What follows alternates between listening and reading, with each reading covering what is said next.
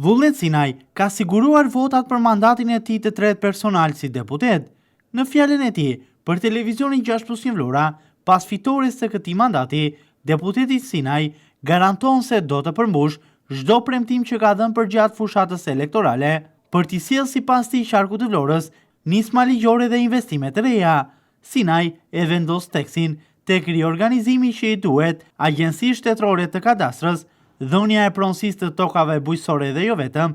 por edhe tek investimet infrastrukturore, sipas tij tek rrugët rurale, kryesisht në fshatra, si projektet e reja personale që do të ndërmarrë për zhvillimin e zonës. Projekte Selenica i kanë në vazhdimin e saj. Unë jam i deklaruar si deputet dhe në mandatet e mparshme për luftën time që kam bërë, për premtimet e mia që kam dhënë në fushat, për atë që kam thënë që ka ardhur koha për një riorganizim të Agjencisë të Kadastrës, pra hipotekës, pra zhurnimin e tokave dhe rrugëve rurale. Këto që kam thënë në fushat, do jenë një pjesë e programit tim në mandatin tim të tretë dhe të katërt Partisë Socialiste. Vullnet Sinaj në fjalën e tij ndalet edhe tek dy projekte në veçantë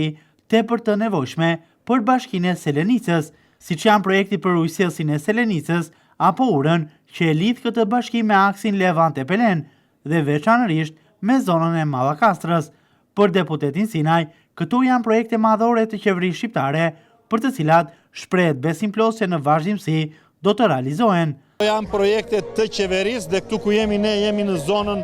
që do të bashkohet Sevasteri me Sinanajt me asfalt, pra do vazhdoj ky asfalti i Amandjes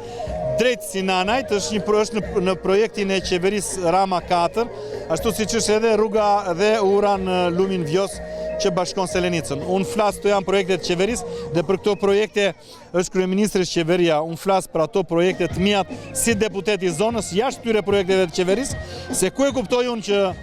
duhet zhvilluar dhe duhet prekur apo iniciativat e një deputeti për ta ndryshuar zonën ekonomikisht dhe për të rritur mirëqenien e zonës. Ngulkëm gjithmonë tek prona private, tek tokat, tek shtëpit në fshat, tek azhurnimi tokave bujqësore, ngulkëm tek asfaltimi i rrugëve rurale të fshatrave dhe lidhja atyre me rrugët e asfaltuara, pra me boshtet kryesore, sepse do keni ndikim të jashtëzakonshëm në ekonominë e zonës, si për